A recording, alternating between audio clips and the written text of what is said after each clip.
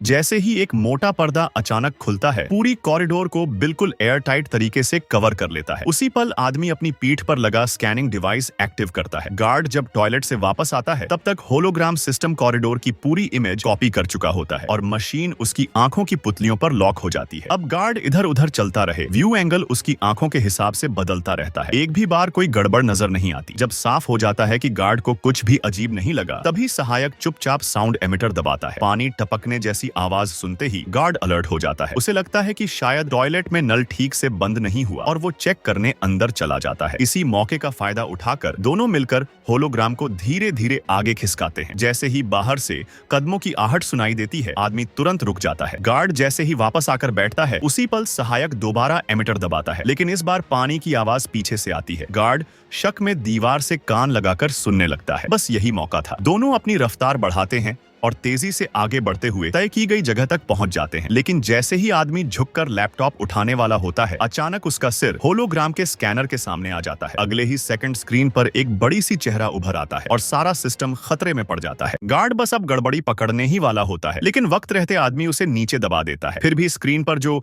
झलक भर दिखाई देती है, वो गार्ड का ध्यान खींच लेती है। दोनों पल भर के लिए घबरा जाते हैं, लेकिन राहत की बात यह रहती है कि गार्ड उसे सिर्फ आंखों का धोखा समझकर नजरअंदाज कर देता है। इसी बीच दोनों ऑफिस के दरवाजे तक पहुंच जाते हैं। इमेज को फ्रीज करके वो स्टील डोर को ब्रेकर से खोलते हैं। अंदर सीक्रेट फाइल्स ढूंढ ही रहे होते हैं कि अचानक सिस्टम फेल होने लगता है धीरे धीरे, और गार्ड मौके पर पहुंच जाते हैं। पुपिल रिकॉग्निशन काम करना बंद कर देता है और प्रोजेक्टर लगातार फ्लिकर करने लगता है। अब गार्ड को समझ आ जाता है कि उसके साथ खेल हुआ है। होश में आते ही दोनों भागकर वहां से निकलते हैं। उसी वक्त करण भी बाहर की ओर दौड़ता है और भीड़ में एक संदिग्ध आदमी पर उसकी नजर पड़ती है। वो उसे पकड़ने ही वाला होता है कि पीछे पूरा किला जोरदार धमाके से उड़ जाता है। भागने का मौका नहीं मिल पाता और करण बेहोश हो जाता है। जब उसकी आंख खुलती है तो वो अस्पताल में होता है और उसके दोनों हाथ कसकर बंधे होते हैं। पुलिस उसकी पहचान जान चुकी होती है, लेकिन जैसे ही पुलिस डीली पड़ती है, वो खिड़की से निकलकर फरार हो जाता है। पीछा छुड़ाने के बाद तय जगह पर अपने सीनियर से मिलता है। उसे गुप्त आदेश मिलता है,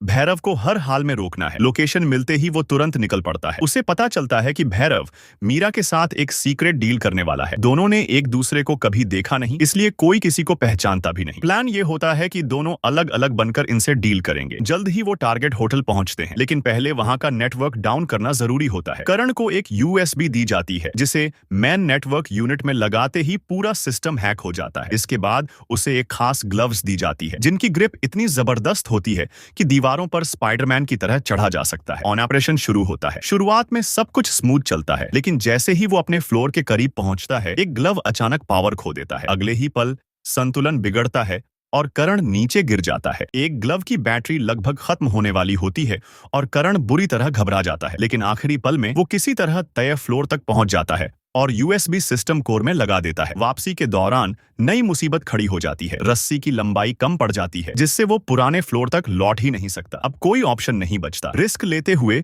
वो अपनी पूरी ताकत और इनर्शिया का इस्तेमाल करता है और छलांग लगाकर किसी तरह बिल्डिंग के अंदर कूद जाता है। इसके बाद करण और अमन अलग अलग हो जाते हैं। एक भैरव से डील करने जाता है, दूसरा मीरा से। भैरव वाली डील बिना किसी दिक्कत के पूरी हो जाती है, लेकिन मीरा जरा ज्यादा तेज निकलती है। वो तुरंत समझ जाती है कि सामने वाले नकली हैं। देखते ही देखते हाथापाई शुरू हो जाती है। नाजुक पल में टीम का एक सदस्य पहुंच जाता है और मीरा को सीधा 18 मंजिल नीचे धक्का दे देता है। मौके पर ही खेल खत्म हो जाता है। इसी अफरा तफरी का फायदा उठाकर भैरव वहां से फरार हो जाता है। करण बिना सोचे समझे उसके पीछे दौड़ पड़ता है, लेकिन रास्ते में अचानक जबरदस्त सैंडस्टॉर्म आ जाता है। कुछ ही सेकंड में सब कुछ धुंधला हो जाता है और करण भैरव की लोकेशन खो देता है। मजबूरन टीम को वापस लौटना पड़ता है और ऑपरेशन फेल होने की रिपोर्ट ऊपर भेजी जाती है। लेकिन अगली जानकारी और भी डरावनी होती है। भैरव के हाथ न्यूक्लियर लॉन्च कंट्रोलर लग चुका होता है। उसे रोकने के लिए सब दोबारा तुरंत रवाना होते हैं। तय जगह पर पहुंचकर पता चलता है कि भैरव ने एक बिजनेसमैन से जल्द रिटायर होने वाला सैटेलाइट खरीद लिया है, ताकि उसी के जरिए न्यूक्लियर मिसाइल लॉन्च की जा सके। करण को सच पता चलता है, लेकिन तब तक बहुत देर हो चुकी होती है। मिसाइल लॉन्च हो चुकी होती है और कुछ ही समय में जमीन से टकराने वाली होती है। ऐसे में करण को एक आखिरी उम्मीद सूझती है। अगर कंट्रोलर छीन लिया जाए तो गेम पलट सकता है। वो अकेले ही भैरव तक पहुंचता है और दोनों के बीच जबरदस्त मुकाबला शुरू हो जाता है। लंबी लड़ाई के बाद करण आखिरकार भैरव को खत्म कर देता है और ऐन वक्त पर स्टॉप बटन दबा देता है। अगले ही पल मिसाइल समुद्र में गिरकर निष्क्रिय हो जाती है। इस तरह करण एक पूरे शहर को तबाही से बचा लेता है और एक बड़ा खतरा आखिरकार टल जाता है।